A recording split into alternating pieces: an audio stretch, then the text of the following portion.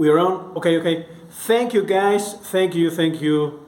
Here is Albuma. I want to tell you about more things, interesting things, great things about this new great album, The Tipping Point, by this great band, Tears for Fears. Tears for Fears is hugely influenced by the Beatles, especially from Roland. Roland always have love for the Beatles.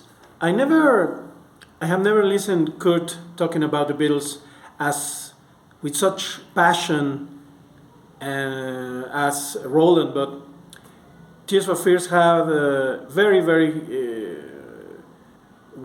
great influence from the Beatles, very obvious, and the other great influence, not very acknowledged, is Peter Gabriel. Peter Gabriel, and you can listen to many Peter Gabriel influences, and it's not copying, it's just refined and tasteful influences from Peter Gabriel, influences that come from the first Tears for Fears album, The Hurting. It has many influences from Peter Gabriel.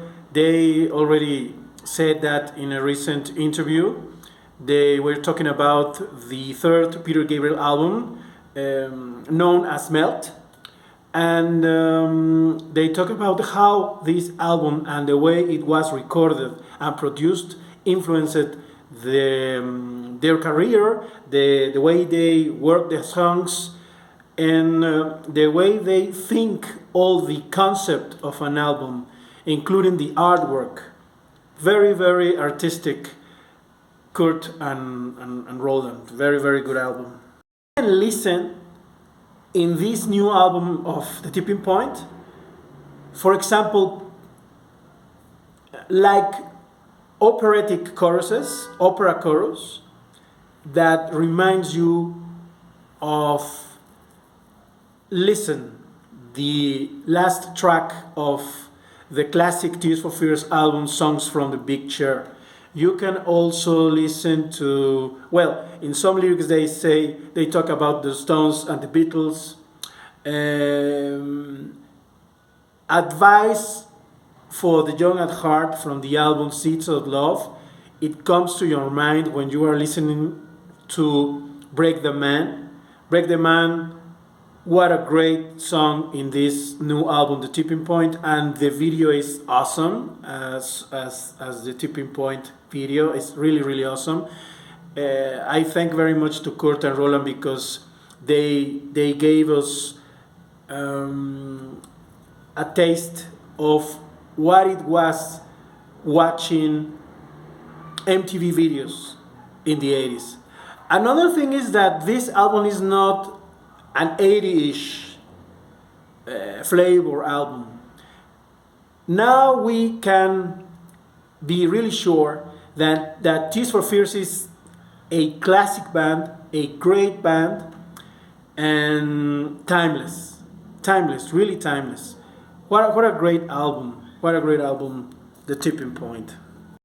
The one thing I miss from Tears for Fears in this Tipping Point album is the guitar solos. Roland Orzabal is one of the greatest guitar players in music.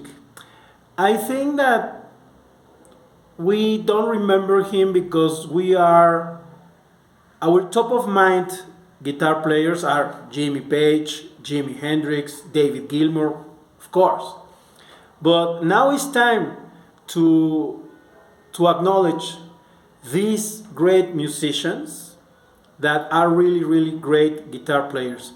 And Roland Orzabal is such a great player, such a great guitar player, such a great voice. He has a very powerful voice. I don't know if you agree. Tell me write it in the comments. But one very beautiful thing about Tears for Fears is their voices. Roland's and Kurt voices, sometimes they feel very similar, but they are really, really distinctive. Kurt is a softer tone of voice.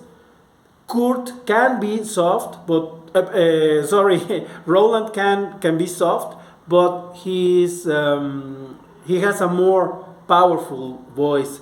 But they we can listen them as a soul voice, as a unique voice. They are two that made one man, one voice, one band. Very telepathic, quoting Mr. Brian Eno when he talks about these bands, that it seems that they are telepathic, and they can blend in, and two, three, or four, or five guys can be just one. Great album. Thank you very much to Roland. Thank you very much to Kurt. We are enjoying very much this album from the beginning to end. I encourage you, please, to listen to this album or to new albums as we used to listen to them in the 80s. From the beginning to the end, no interruptions, immersed in an album, the art, the lyrics, the credits, the music. Tears for Fears, the tipping point.